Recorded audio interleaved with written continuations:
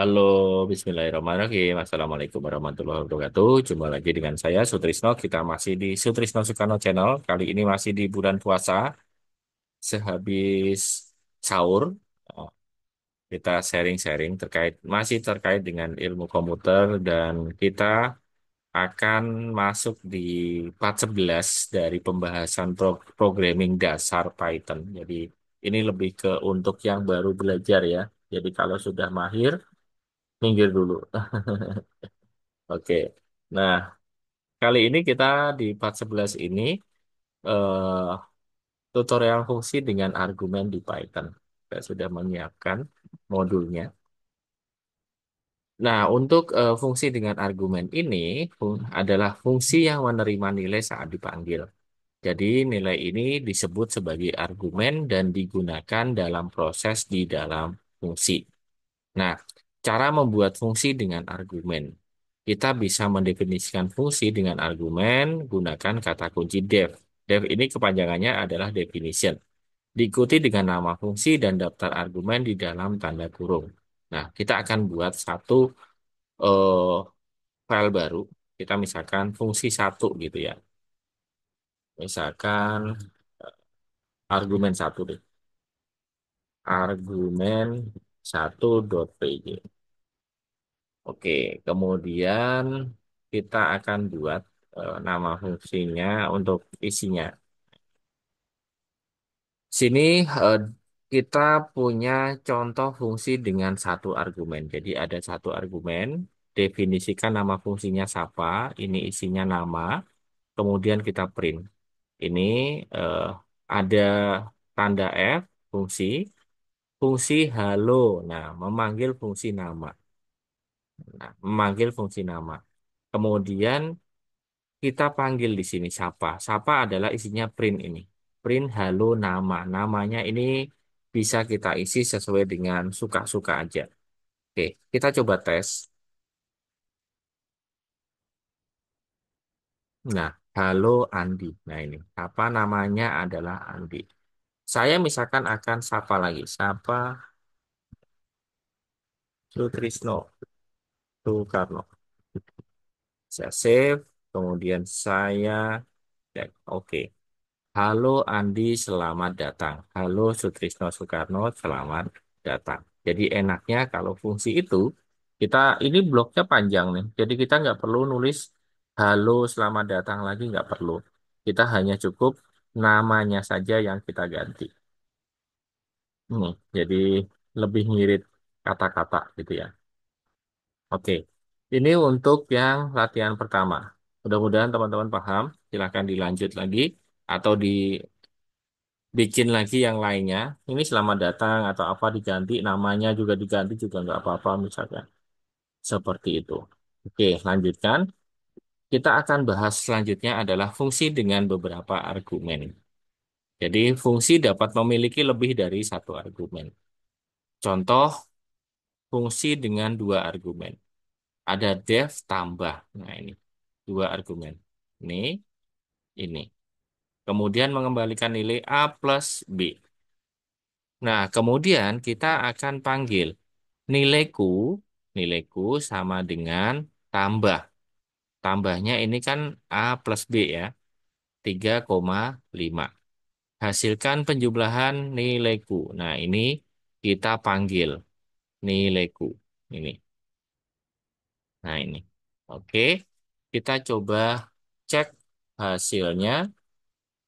Kita buat argumen 2 py. Oke,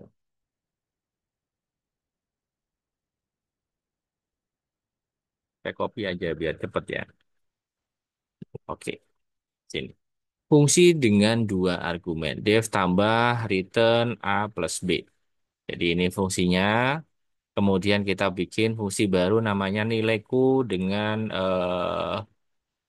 tambah. Tambah 35. Print nilaiku. Oke, kita coba tes. Ini saya clear dulu deh. Biar nggak bingung. Nah, hasil penjumlahan nilaiku adalah 8. Nah, benar kan? Ini misalkan saya kali jadi kali. Sip. Apakah kali begitu? Kayaknya enggak deh. Nah, bukan. Kali itu begini. Oke. Nah, 15. Nah, A kali B gitu ya. Namanya bukan tambah tapi kali. Ini benar, oke. Def-nya kali. Oke, jadi 15. Kita clear aja. Oh, sorry.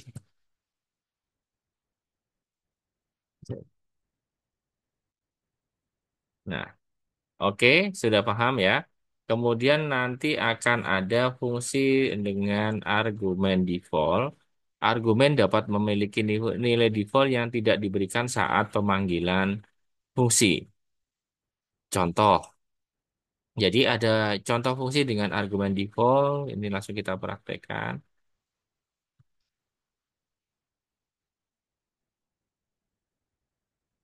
Argumen default dot py. Oke, def salam, nama pesan. Nah, fungsinya nama, pesannya adalah selamat pagi. Oke. Nah, pesannya ini sudah dituliskan di sini. Oke, kemudian kita print pesan nama gitu ya. Fungsinya pesan nama. Nah, pesannya tadi kan selamat pagi, nama. Oke, nama ini di sini. Kalau ini juga nanti bisa diganti. Parameter ini bisa kita ganti, misalkan yang sebelumnya ini nilainya adalah eh, selamat pagi, kita bisa ganti jadi selamat sore. Nah, namanya yang ada bisa bisa masukkan ada Budi, ada Ani. Selamat pagi Budi, selamat sore Ani. Oke, ini kemudian kita akan lanjutkan argumen keyword. Argumen keyword. Saat memanggil fungsi, kita bisa menentukan nilai argumen berdasarkan nilai parameter.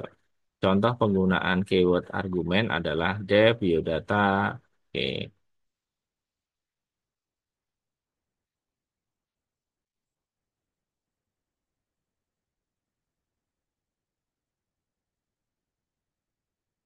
argumen 3 misalkan, argumen 4 ya. Argumen 4 py. Nah, contoh penggunaan keyword argumen. Jadi ada biodata, nilainya adalah nama, usia, dan kota. Kemudian kita print nama sama dengan ini, parameter nama, kemudian usia adalah parameter usia, kota adalah parameter kota. Kemudian kita bisa isi di sini, namanya Citra, kotanya Bandung, usianya 25. Oke, kita clear dulu.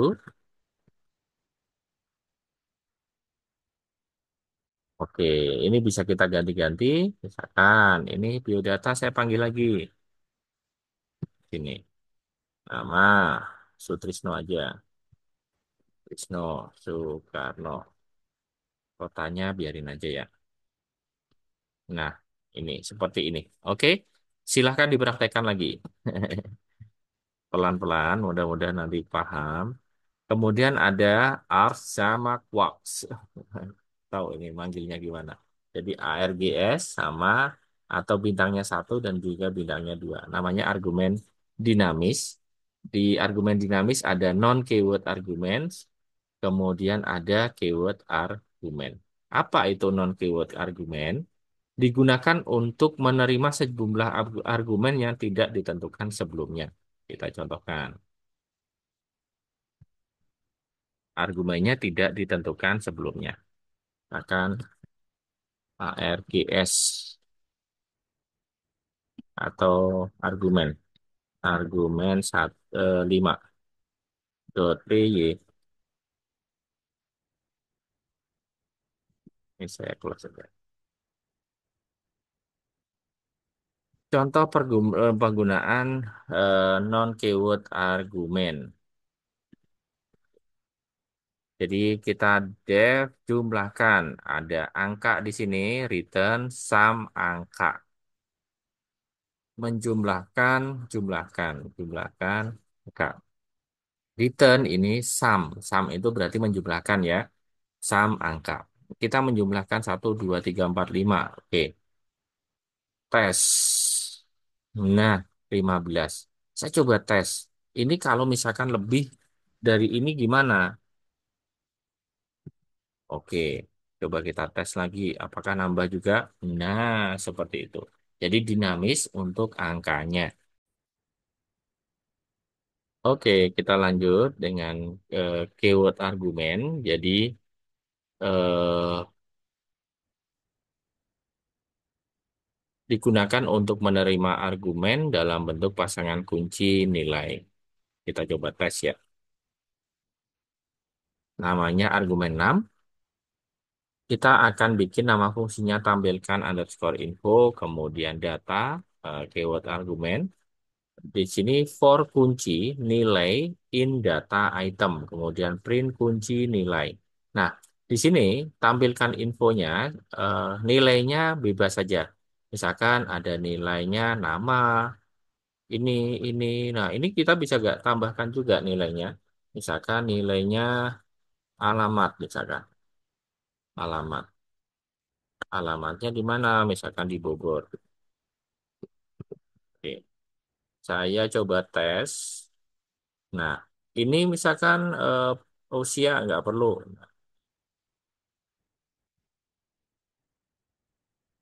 Oke, jadi eh, nanti kita bebas masukin datanya di sini. Yang penting prinsipnya adalah kita manggil tampilkan info ini. Gitu. Oke, saya rasa itu dulu untuk kita belajar bareng terkait dengan fungsi, dengan argumen yang ada di part 11. Mudah-mudahan bermanfaat untuk video ini dan untuk teman-teman yang mau belajar terkait dengan HTML, CSS, JavaScript, pemrograman yang lain, termasuk Python, Excel, dan lain-lain, bisa menghubungi nomor yang ada di deskripsi ya. Eh, Nanti bisa online dan juga bisa offline. Sistemnya bisa kelas dan juga private. Nanti harganya bisa diatur untuk biayanya. Oke, yang penting kita bisa berbagi dan teman-teman nanti bisa mendapatkan manfaat untuk ilmunya. Oke, silahkan dipraktekkan. Mudah-mudahan bermanfaat untuk teman-teman semuanya. Jangan lupa subscribe. Wassalamualaikum warahmatullahi wabarakatuh.